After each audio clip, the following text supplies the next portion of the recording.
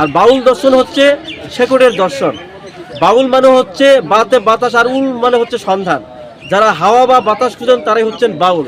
আর বাউলরা মনের মানুষ খুঁজেন। বাউলদের মূল সাধনা হচ্ছে মনের মানুষকে ধরার সাধনা। পৃথিবীর শ্রেষ্ঠ ভাববাদী দার্শনিক লালন ফকির বলেছেন, এই মানুষের মাঝে আছে মানুষেরই মন, যার খুঁজে এই খ্যাপা বাউল বেড়াই ত্রিভুবন। অর্থাৎ যার সন্ধানে এই খ্যাপা বাউল এই স্বর্গ মত্ত পাতাল জুড়ে অনুসন্ধান করেন।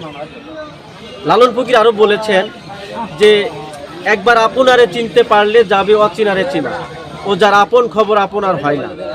হ্যাঁ, নিজেকে চিনতে পারলেই অজানাকেও চিনা যাবে। গ্রিক দার্শনিক সক্রেটিস বলেছেন, নো দাই সেলফ, নিজেকে জানো। এটা হচ্ছে বহুকালের একটা তত্ত্ব। আজ থেকে প্রায় 2400 বছর আগে গ্রিক দার্শনিক সক্রেটিস বলে গেছেন যে go within you and know thyself, তুমি তোমার মধ্যে ঢুকো এবং নিজেকে জানো। নিজেকে জানাটাই হচ্ছে পৃথিবীর শ্রেষ্ঠ দর্শন, শ্রেষ্ঠ ফিলোসফি। গ্রিক দার্শনিক প্লেটো বলেছেন, এই পৃথিবীতে যার সঙ্গীত নেই, যার ভাব নেই, সে পৃথিবীর কেউ না।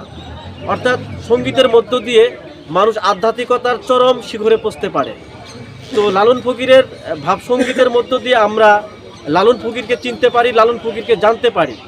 মরমী সাধক কবি লালন ফকির তার গানের মধ্য দিয়ে, তার সঙ্গীতের মধ্য দিয়ে তার ফিলোসফিকে তুলে ধরেছেন, তার দর্শনকে তুলে ধরেছেন। তার দর্শন হচ্ছে মরমী দর্শন, অর্থাৎ জীবাত্মার সাথে পরমাত্মার যে মিলন, অর্থাৎ মনের মানুষের সাথে যে মিলন, সেই মনের মানুষের সাথে মিলন হওয়ার জন্য তিনি তার ভাবসঙ্গীতের মধ্য দিয়ে সেই আকাঙ্ক্ষার কথা বলেছেন, সেই ভালোবাসার কথা বলেছেন।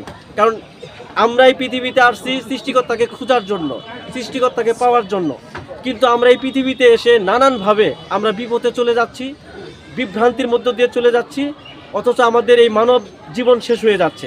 তো লালন ফকির বলেছেন, এই দুর্লভ জনমকে, এই মানুষের জনমকে মূল্যায়ন করতে হবে। কারণ এই শরীরের ভিতরে মনের মানুষ আছে, সেটাকে খুঁজে বের করতে হবে। আর বাউল দর্শন হচ্ছে শেকড়ের দর্শন।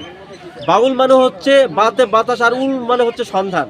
যারা হাওয়া বা বাতাস খুঁজেন তারাই হচ্ছেন বাউল। আর বাউলরা মনের মানুষ খুঁজেন। বাউলদের মূল সাধনা হচ্ছে মনের মানুষকে ধরার সাধনা। তারা মনের মানুষের জন্য দীর্ঘ সময় একটা অজানা পথে পাড়ি জমান। লালনের বাউল দর্শনে আমরা সেই মনের মানুষের দেখা